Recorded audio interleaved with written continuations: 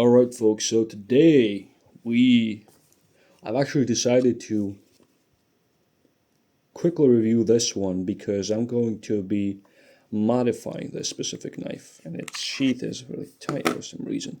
It's the Kizer Harpoon Mini in CPM 3V. This is the Halloween exclusive version with this smile right here and the smile that you can see in the transparent skeletonized tang.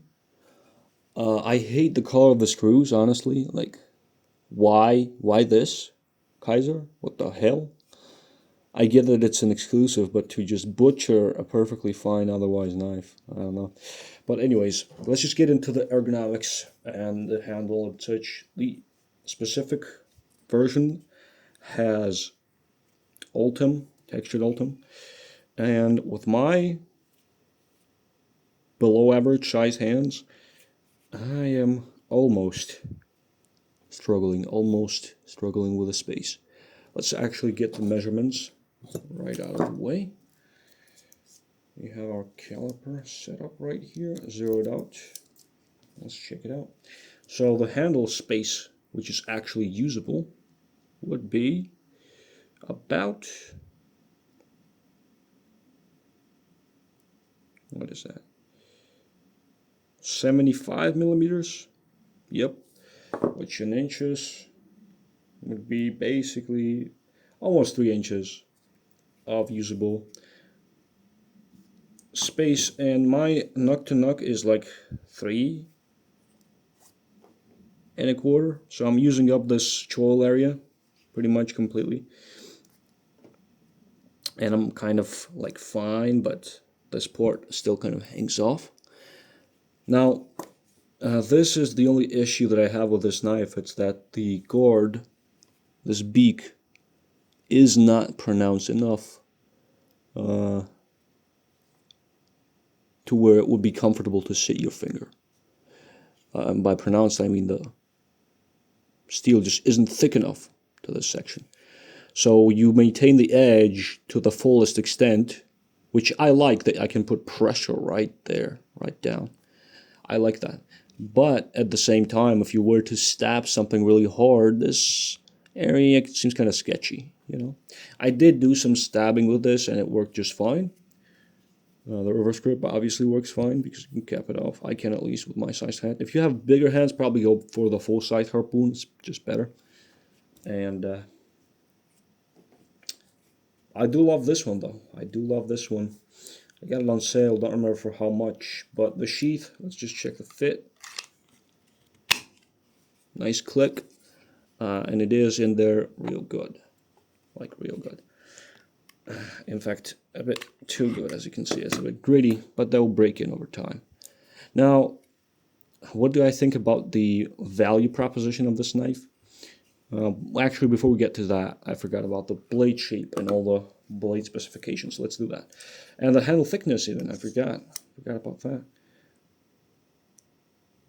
0.43 thick. And the blade stock is, let me just, 0.115 basically. And let's try the behind the edge thickness. I'm not sure if that's going to be accurate or not. Let's see.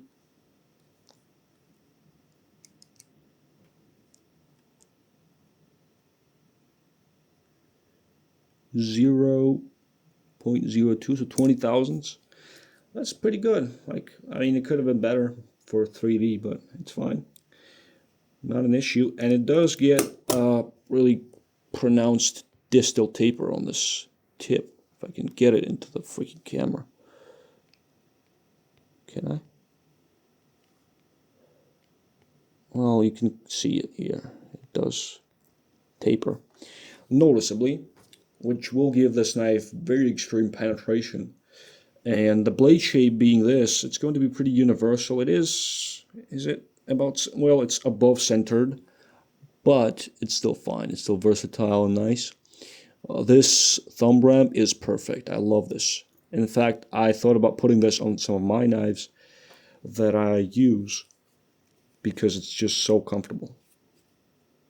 3V, they are I think at about 61 to 62.5 at their 3V, which I love that. That's awesome. For fixed blades especially, that's good. I kind of don't love this skeletonizing inside because it reduces the function as far as robustness goes compared to the regular Harpoon Mini, at least. It does. I'm not sure if this is much weaker, but it would seem that it would be at least weaker by a degree, and I don't know if it's removing more or less weight from the whole thing. Not sure, but that's that. Now, comfortability, yeah, it is sure as hell comfortable, like I mentioned, in normal use. If you have larger hands, probably not for you, unless you really need a sub 3-inch blade, right? It is a sub 3-inch blade. Let's measure the blade. Basically, right at sub 3 inches. Now, why do I have these 3 knives right here? This was my first one. I called this one the Fang, that I made specifically for carrying my country, which has the most stupidest law about knives to ever exist, and that is 4 centimeters, which is 1.5 inches of blade length, basically, which is nothing. It's freaking nothing. But this specific one does fit within the law. It's actually 3.5 centimeters long, which is 1.2 inches, somewhere around that. And I've actually found that I can use this as a scalpel just fine. Like, it works in all the grips and in the defensive grip, like so. The slashes are pretty good, but I wanted something specifically so nasty and deadly that, you know, if police ever did confiscate it from me, they would actually have to send it to expertise, and the expertise would sort of get riddled at how is this technically under the law. But they probably don't even know how those knives can possibly look. I don't think anybody does in my country. But and I made this sheath myself too. I showed in a review. This is a piece I have not shown of a knife that I have not shown. I do have a review. Actually, did I? Yeah, oh, actually, I did post a review on it already, yeah. So the review on the unmodified version of this is available, but now I'm going to show you a spoiler of the modified version right here. And, well, you can see that I basically cut it. It does look like a cut knife, right, kind of. I didn't necessarily go for that look. I could have made it a bit longer. I kind of messed it up. This one also came out about 36 millimeters. I could have done 38. 39 even maybe if we're pushing it. But man, the grip on this knife, and I tested the slash with this configuration, and as I thought, this is literally perfect. This went through 4 layers of cardboard just like nothing. Just a swipe and it's boom, all over. Man, I can only imagine what this would do to a human, and that's the entire point. I made this sheath for it. I don't know why people keep like buying sheaths for knives when it's so easy to make one. Really, I have no freaking idea. This one, I actually didn't add anything on the bottom. Basically a huge drainage hole. Because these rivets, 3 of them, I hammered them pretty hard. And in this specific configuration of the position of the knife, it's not an ambidextrous sheath, but it's not going anywhere. Like, there's no way for me to puncture through those rivets. It's not possible. And my knife will be dry if it's in like a reasonable amount of time, if it does get wet. And it's very functional. I had no issues getting that ulti-clip on there. I did even cut it down because I don't own a mini one. Only this knockoff full-sized one, which I modified. And yeah, it's just a great knife. Anyways, I kind of rambled a bit too much on those, but that's because I'm going to be doing the same thing to this. And what I am going to do is, about right here is where I'm going to cut it. Right like that somewhere. And that is going to be just perfect. I'm going to make this exactly about 38 millimeters in blade length. But here's the catch. The catch is that the handle has this stupid cutout right here, which is why I must count on the experts counting it from here. Measuring it, I mean. They'll measure the blade length from here which means, and I know people will say that's so stupid that they wouldn't do that, but they would. Trust me, they've done much worse things. I mean, a freaking needle is a weapon, apparently, in my country that is restricted. So it's like, yeah, that it's that bad. If the needle is big enough, anyway. But that's it. I'm going to modify it, and the solution to this was that I'm just going to do the same wrapping that I have right on here onto this knife after removing the scales, of course, because with scales it will be way too thick. I will remove these stupid PI handles, remove these stupid screws.